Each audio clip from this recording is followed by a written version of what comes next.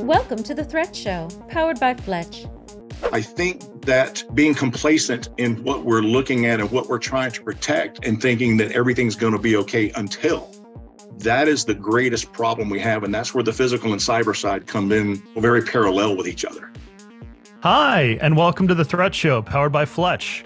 I'm Darian Kinlan, VP of Technology here at Fletch, and joining me, as always, is Chris Wilder, Research Director and Senior Analyst at Tag Cyber. Hey, welcome back, Chris. As always, great to be here, Darian, and I'm super excited about having Smitty on this today, so I don't want to steal your thunder, though. Awesome. Yeah. So we're also joined this week by a special guest, Smith Tennyson. Smith has had 3 decades of experience in physical and cybersecurity industries, working with clients from around the world. He's developed programs and manuals to combat active shooters for law enforcement, wrote the master security plan for Greenport General Aviation Airport, developed emergency tactical deployment plans for government agencies, and so much more.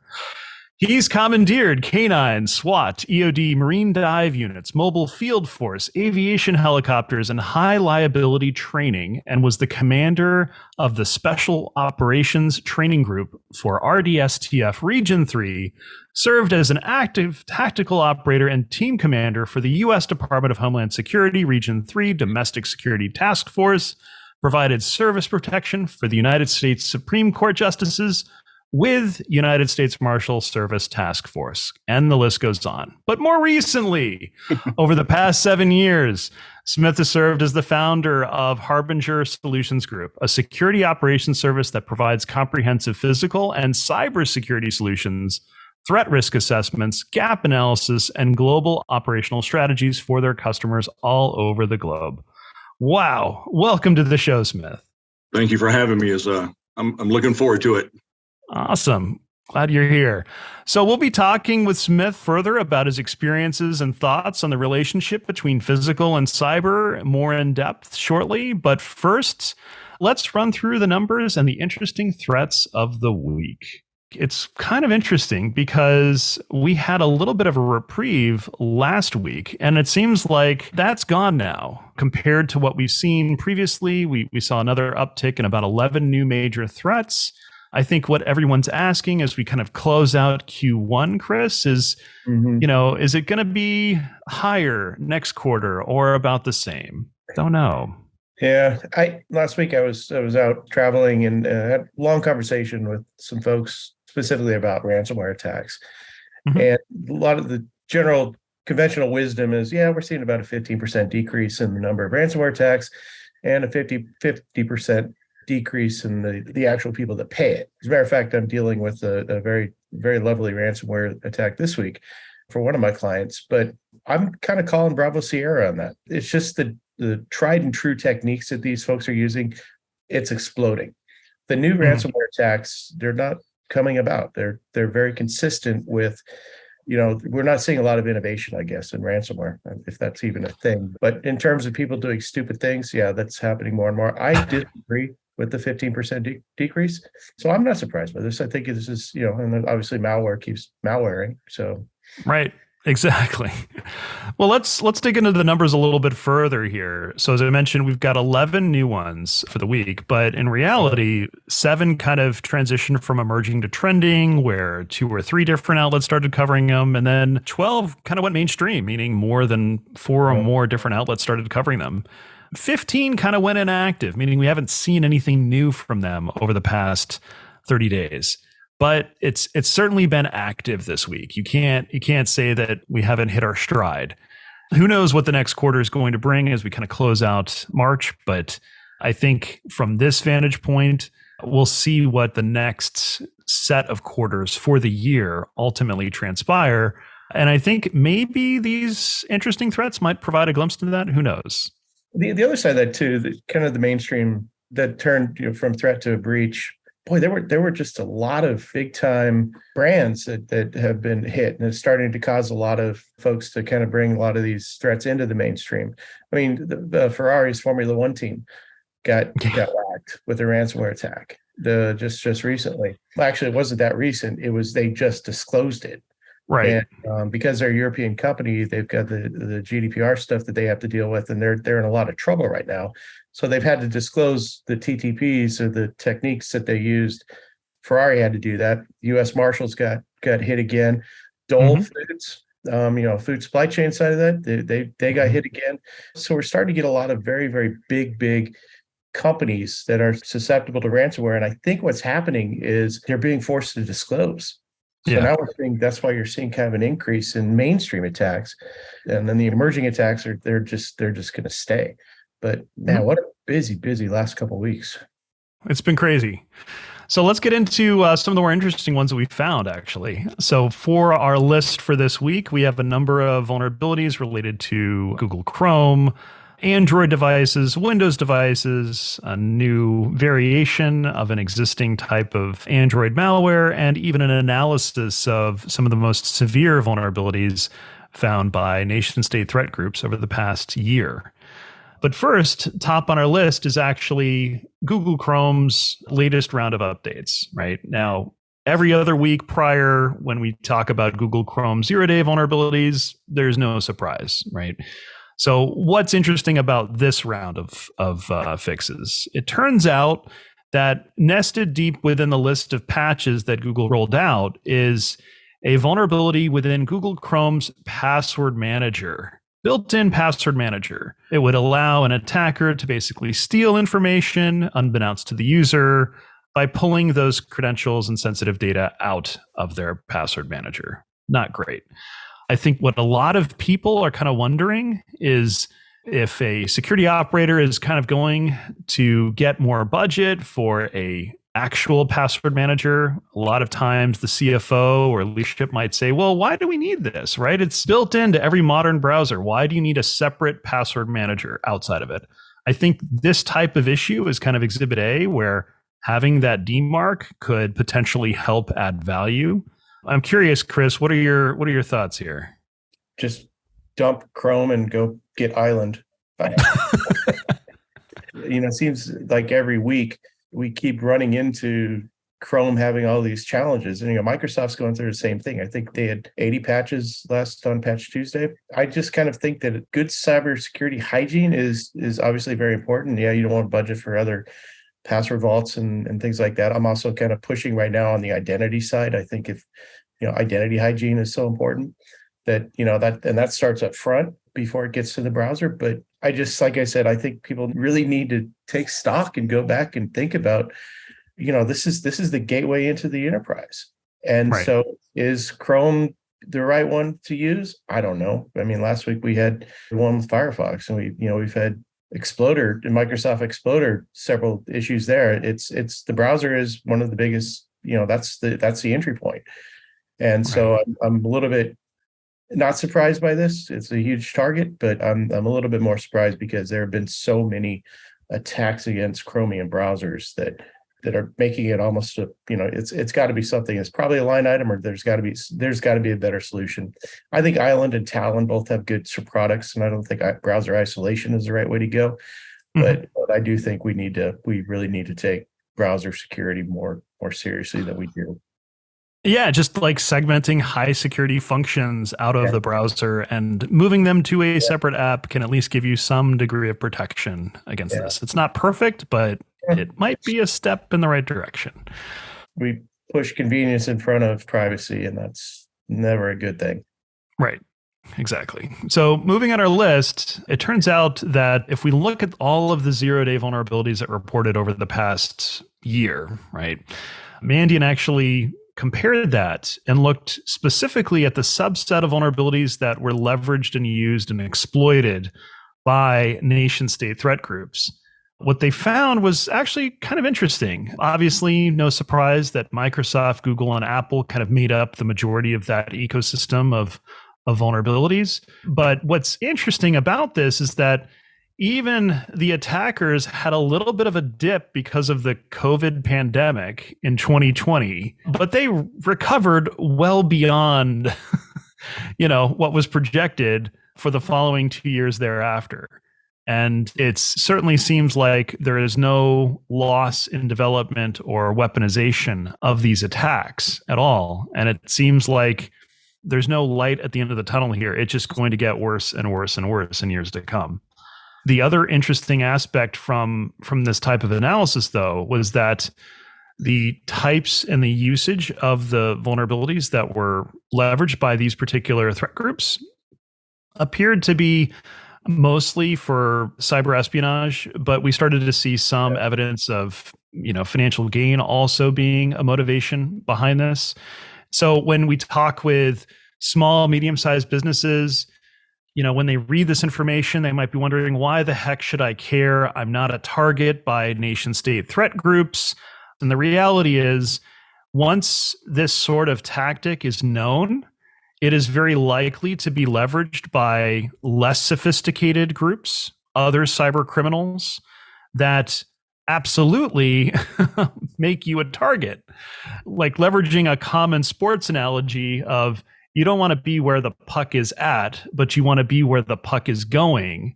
Looking at this list, you can kind of see evidence of these sorts of vulnerabilities likely to be repurposed and used by criminal elements beyond just nation state groups.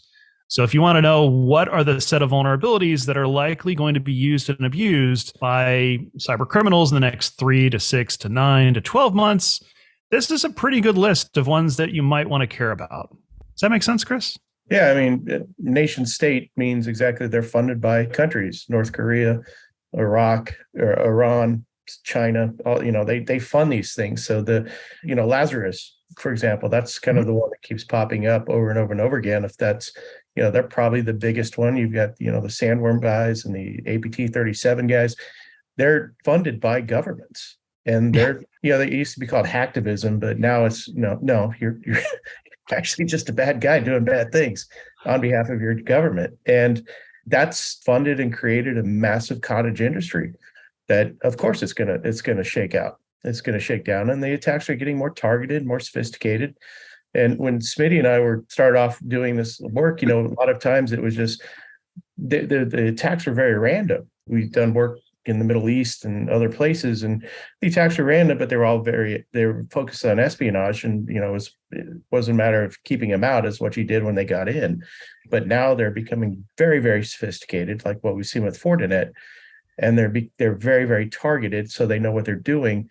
And oh, by the way, the government has a nice big line item in their budget for Lazarus, and it's going to get worse. It's this cycle is here. And if I may inject in that, we mentioned just a little while ago about the pandemic that happened, and how shortly after that, the spike and increase went up. Well, it's the same thing in all the security aspects, both physical and cyber.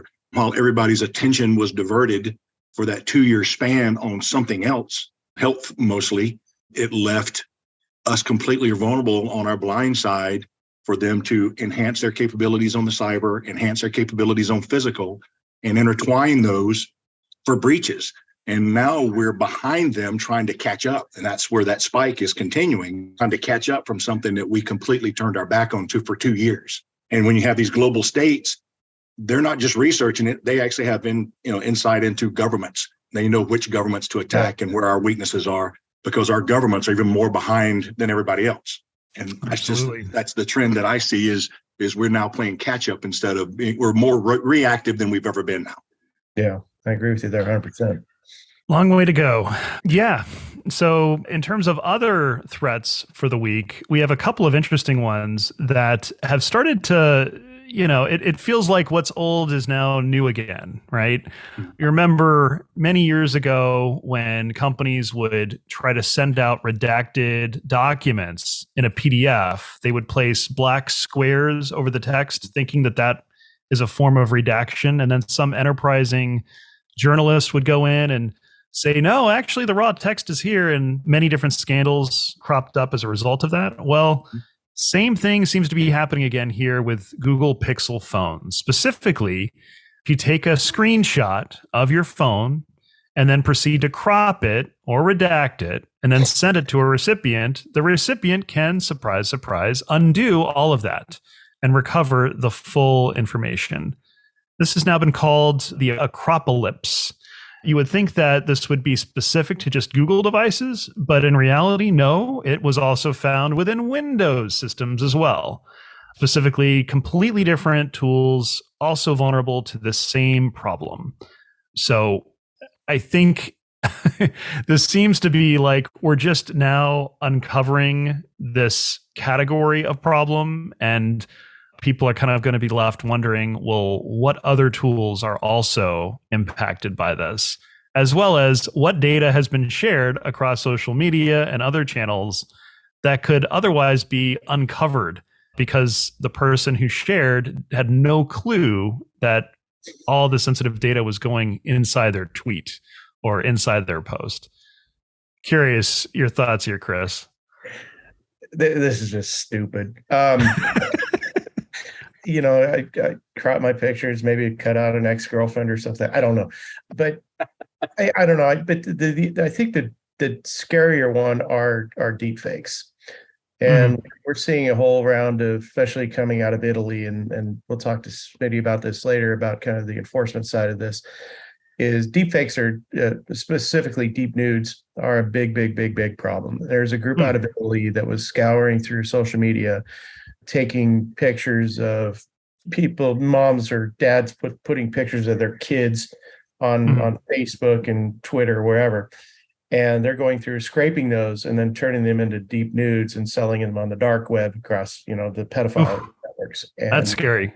This is a very big challenge. And we identified the group. And one of the problems is that the Italian authorities and Interpol, they had no mechanism in place to be able to enforce it. They didn't know a thing about building a case, a law enforcement case against this, building the evidence, and talking to the victims, and then more, even scarier, chasing them down in the dark web. So you literally have an exchange of stolen social media pictures that an innocent parent took of their kid at Disneyland, and all of a sudden that kid's out there, and this is a big problem. It's only going to get worse. Yeah. I don't, I see the whole nefarious part about, okay, I crop my picture, now I've got it, people could see where I'm at and stuff like that. That's not a big deal, but it is going to have some implications, both from an intelligence perspective, because a lot of times people don't like to have their pictures taken. Military folks, identifying special operations guys in the Middle East or whatever. But the bigger one are the deep fakes and the deep nudes that are popping up that are causing a lot of challenges. And I've written a lot about this, and that keeps me awake at night. This, not so much. I could care. Fair enough. It's still pretty scary developments. I mean, understanding what are the privacy implications of doing something as simple as taking a picture and editing it and posting it have been challenged greatly by this latest turn of events. Well, probably a good idea not to take a bunch of pictures and post them everywhere. Right. Assume everything is public, right? Yeah, exactly. You're going to be on the web. So rounding up towards the end of our list, we have a new malware variant that is targeting Android devices, specifically posing as a fake message app like WhatsApp or Telegram. These things have been around for many weeks, months, even years. But what's interesting about these latest variants is that the attackers are now employing optical character recognition to scan all of the photos on the device after compromise, and then ship the data from those photos back to the attacker. And this is designed to steal cryptocurrency funds, basically. So if you have any sensitive data in your phone, maybe you took it as a picture, chances are now, if your phone's compromised, that information is now in the hands of an attacker. Pretty crazy, but I guess not so surprising of a improvement or tweak. Rather than just shipping the images back to the attacker, they're just doing OCR on device and only stealing what they need to. Is that fair MO, Chris? Again, this one's stupid too. A lot of people think that WhatsApp, Telegram, all those, they're secure. They're not. Right.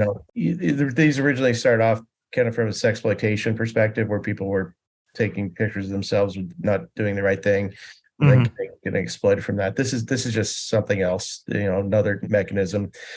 But it does go back to the conversation that we always have is about cyber hygiene. And, I think that most people, like I said, put privacy and security in a backseat to convenience. But having good cyber hygiene, like multi-factor authentication, texting you to logging into an application, validating your identity, those kinds of things, that's important because, that at least puts a barrier between these bad guys and you. Yeah, like I said, I think, where do you pick these, man? Yeah, it's crazy. It's absolutely it is. crazy. I know. Yeah. So yeah, but anyways, cyber hygiene will probably fix a lot of this. Makes sense. And don't take pictures of your crypto account. Yep, exactly. Yeah. Last but not least, there was news recently, as early as last month, where the U.S. Marshal Service was compromised and sensitive information was presumed to be stolen. As a result of this, it's pretty severe, not just for organizations, but for the nation as a whole. I'm curious, there are some pretty far-reaching implications from this. Is that, your read too, Chris? I will say this one is not stupid. But this is really something that, Smitty really knows a lot about.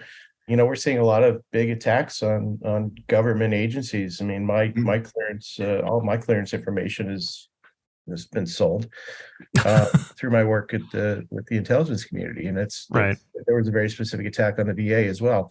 Smitty, I'd love to get your insight on kind of what does this mean? Because I know there's a lot of challenges with this one. Yeah. I mean, you take the Marshal Service, for example. I mean, they're responsible for all the federal judicial process, the federal judges, witness protection. They are the ones that serve the federal fugitive warrants on a global scale. While this particular breach, they said that nothing within the witness protection program was compromised, yet they would almost have to say that just because of the people that are in that WinSec program. And the marshals for themselves, if it wasn't breached, that would be great. But the WinSec have some of the most covert federal agents of all the agencies because of who they protect and why they protect them. But this has a massive reach, not just in the US, but globally. Yeah. Like I said, because we have federal warrants and the scourge of the earth, if you will, that we're tracking run to countries that don't have extradition treaties with us. But it also gives those that are taking the side of the government to help bring down the bad guys, if you will, gives them a location of where they are, possibility of targeting a specific agent. Because let's face it, you may not get to the bad guy, but if I can get to the agent and his family, kind of reverting back on the conversations we just had a moment ago about the pictures and everything else, if I can get to that particular agent and I can exploit his or her family, I can exploit them. So the far-reaching effect of breaching an agency like the U.S. Marshal Service is pretty catastrophic, more so than like the FBI or anybody else. And I have known and still know several U.S. Marshals, and they are, as a federal agency, one of the top there is. And for them to be breached like this could have some far-reaching effects on a global scale as far as bad guys are concerned and location and things like that. So I think my biggest concern would be, did it really affect protection services for witnesses in federal covert operations? And that would be my biggest concern. I'm sure there's going to be more come out on this. So we will see, but there's a lot of it that they're never going to tell you just because of the implications of getting out publicly. But I think the system that, with all their sensitive information they have, they could draw a lot of stuff from that and use that in all kinds of different opportunities that we would never be able to catch up with. I mean, they could literally just run away from us and we would be in the catch-up mode for years. So actually, that kind of brings up a question, actually more for Darian. Yeah. But, the U.S. Marshals really don't have any kind of visions on what they disclose, what they don't disclose. I think this is big enough where they actually had to. So in terms of, like Ferrari the F1 team did not want to disclose anything. But GDPR made them do that because they, they obviously didn't want to go to cyber jail. Should we have a disclosure I don't know if it's a policy or a process, or I mean, Joe Sullivan was recently sentenced. He was found guilty, got busted for it was a cover up, but it was their disclosure side of it. Right. How should we, as security practitioners, should there be some kind of guideline or some kind of group that looks at disclosure and says, these are the steps you have to take? I think it's certainly been a requirement for many different industries, right? Yeah. Like if you're a publicly traded company, you've got to adhere to SEC guidelines around breach disclosures as well. But there's no national standard that applies for everyone or even across countries, right? Which it's worth having a discussion about. It's worth figuring out what that should look like and what are the motivations behind it. Because honestly, let's say you pick a disclosure policy that you think is reasonable. Maybe it's 90 days, maybe it's 180 days, maybe it's a year, right? But guess what?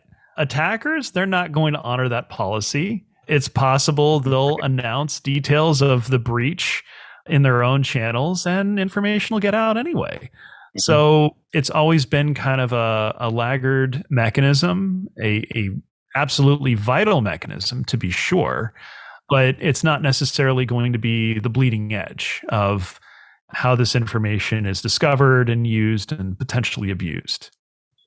Yeah, a lot of the enterprise teams that we're dealing with, also some of the smaller third-party vendors that are leveraging, much larger platforms, like a SentinelOne or something along those lines, especially with the recent breaches, around open source and Python libraries and things like that. They're finding vulnerabilities in software. And we've had, it's almost like a counseling sessions with these companies. They're saying, look, we found this vulnerability. Do we need to report it back to the vendor? How do we report this publicly? We've had folks saying, hey, we've been shunned by the vendor, saying, yeah, you don't even know what you're talking about.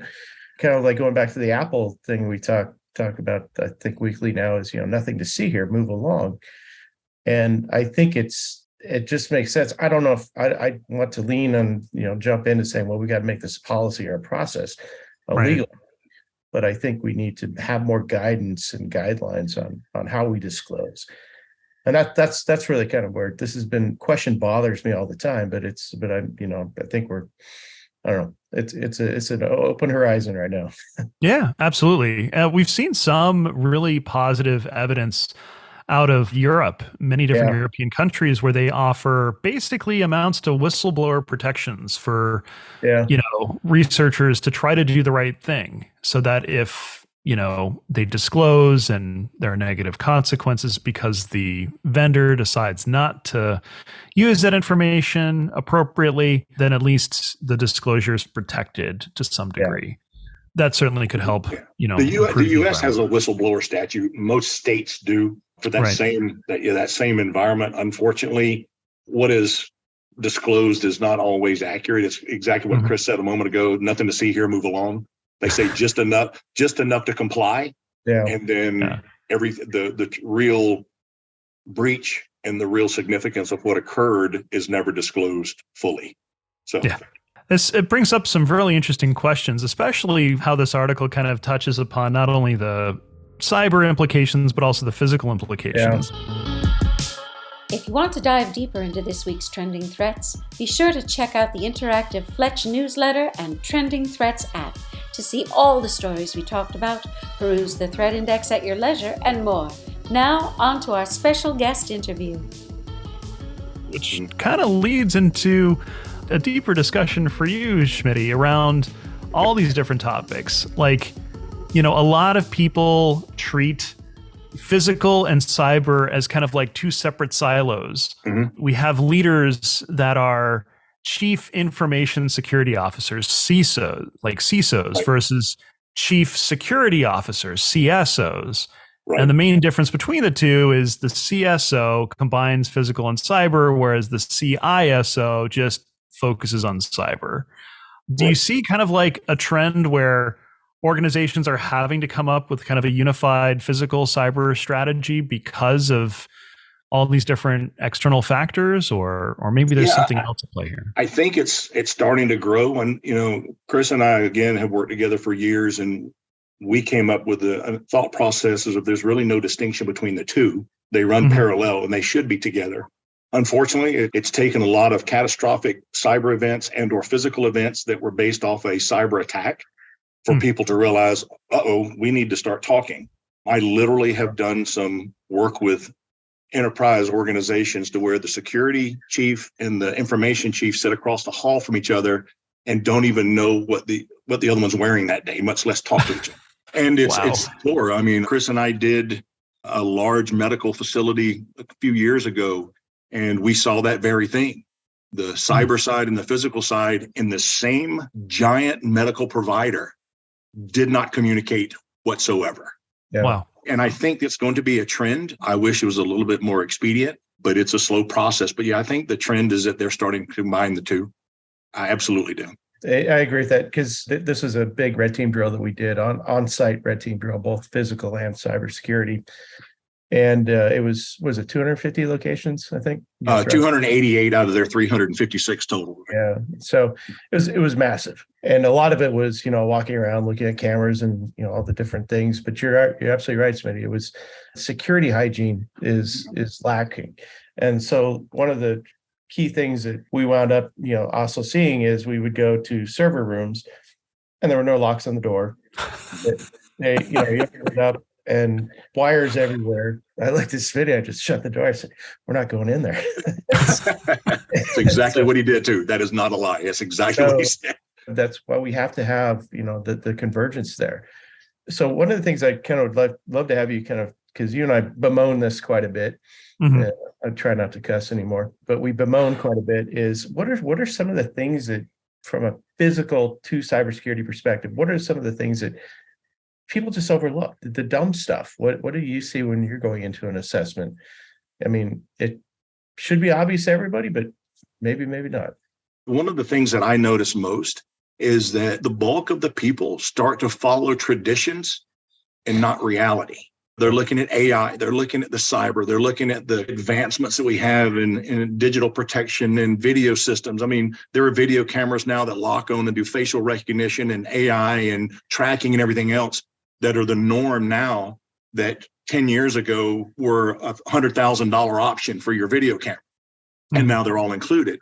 Well, you get in the security world on the physical side, we see this quite often, is they get very complacent. Well, we have this camera system. If somebody comes in, we can track them, we can do this.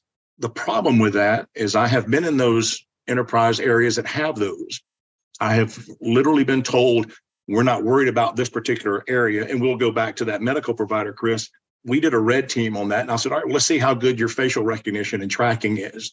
Myself and another operator literally took a plastic card with no picture on it, hooked it to our collar, turned it around like it was backwards, walked through secured doors into a NICU unit, and were there 15 minutes waving at the cameras and nothing recognized us.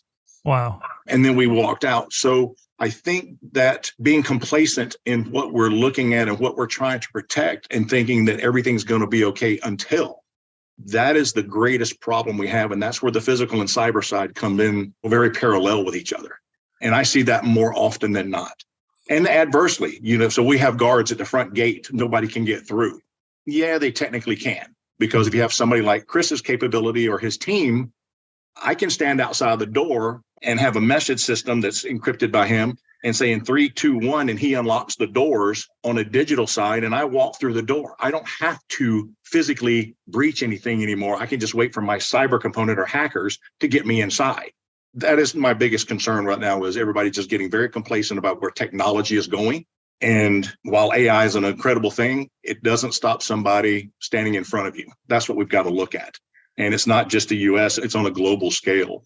And a lot of the countries that are even behind where we are really experiencing that, especially in the aviation facilities on an international scale. A lot of the airports have facial recognition, but they don't have anybody watching the cameras. Well, it becomes an afterthought, Exactly.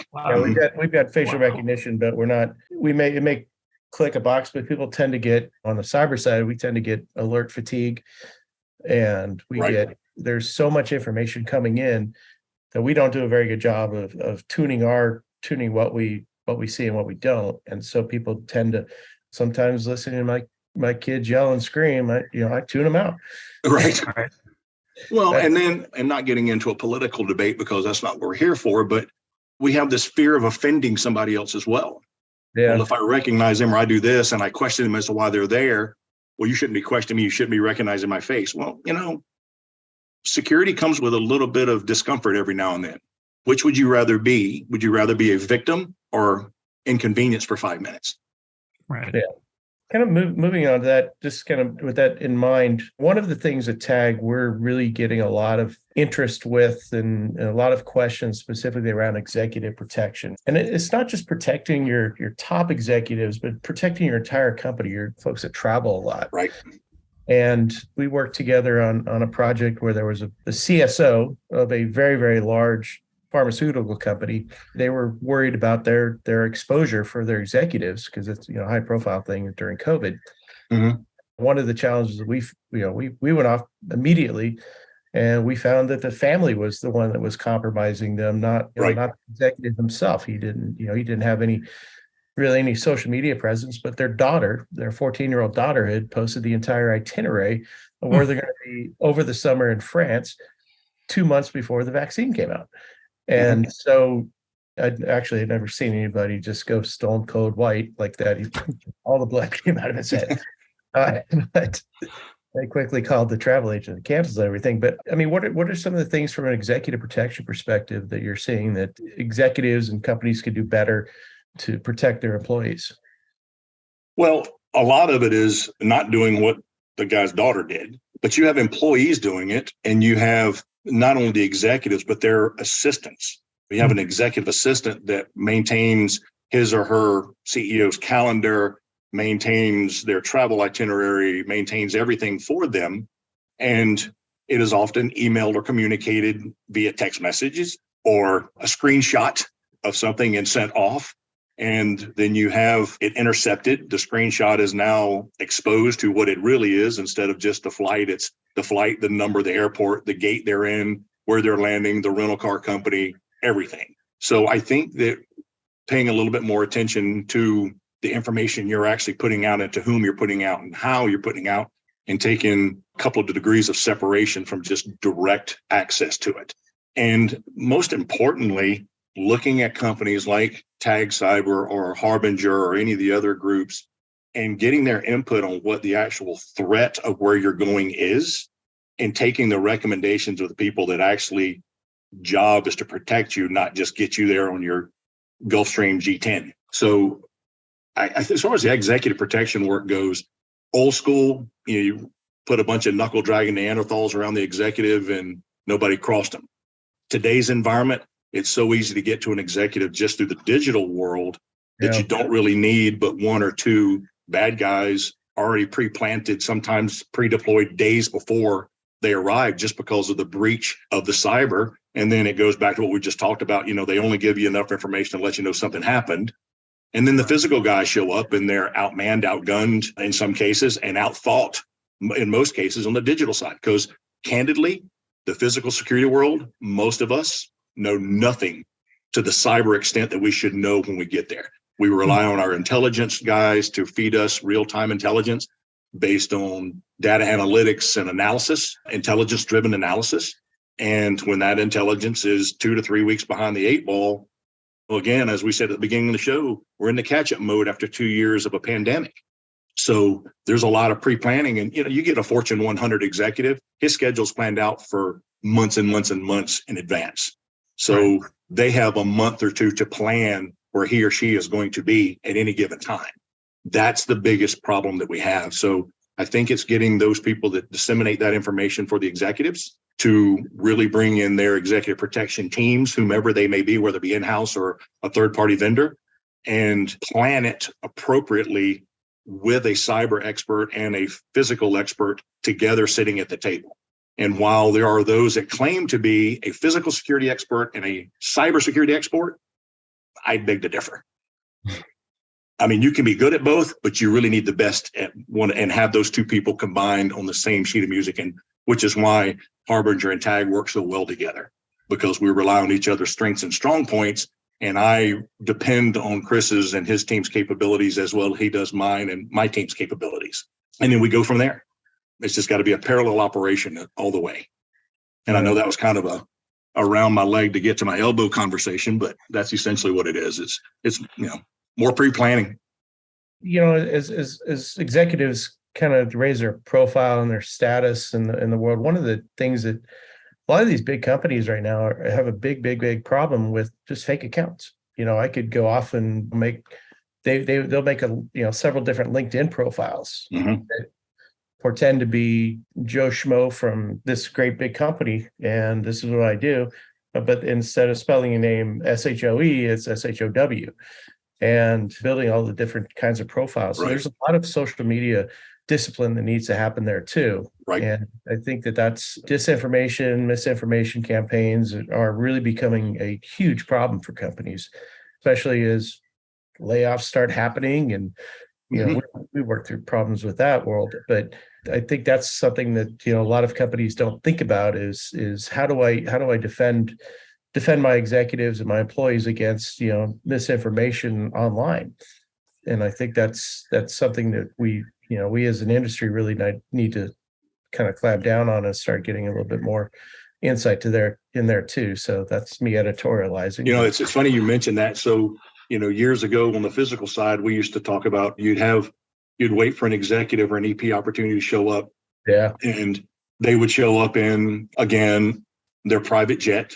They would have 3 Range Rovers waiting for them on the tarmac. They would step out with $25,000 Rolex and a $10,000 suit and an entourage of 3 people and wondered why they got kidnapped in a third world country. Yeah. Nowadays, it's exactly what Chris said is while they still may do that, it's the LinkedIn profile. So it's more of a digital look at me scenario than it was a physical look at me scenario 10 years ago. The result is still the same. Well, we as executives have to stop telegraphing our punches. Right. Awesome. Yeah, but certainly interesting times. I mean, it's just fascinating to see how all of the different external factors have kind of shaped not just the cybersecurity industry, but the physical security industry as well. Well, thank you so much for joining us this week, Smith. It's really been a pleasure. Oh, my pleasure. Thank you for having me. Yeah. And thank you, Chris, for a lot of this commentary and perspective about all these different issues and how they kind of intertwine together. Yeah, I could talk about this all day long. So love it. So before we go, we have a message for our audience, our viewers, our listeners. If you have an interesting topic that you want to discuss or questions about the threats we've covered or anything else really cybersecurity related, send us a DM on Twitter at thethreatshow or leave a comment on our YouTube channel. We'd love to hear from you, our audience, and we'd be happy to answer any questions that we can. We'll be discussing the relationship between cybersecurity and the recent bank failures in an upcoming episode. So if you have any questions on this topic, we want to answer them. Thank you for listening, and make sure you stay tuned to stay ahead of the next set of threats. Thanks again, everybody. Thank you. Thanks, everybody. Thanks, Smitty. Thank you for tuning into The Threat Show. If you enjoyed the show, subscribe to us on YouTube, give us a 5-star review on Apple Podcasts, and interact with us on Twitter at The Threat Show. Also, be sure to subscribe to Fletch's interactive newsletter and Trending Threats app to go deeper into the stories we discuss and the threat index. Be sure to stay tuned to stay ahead of threats.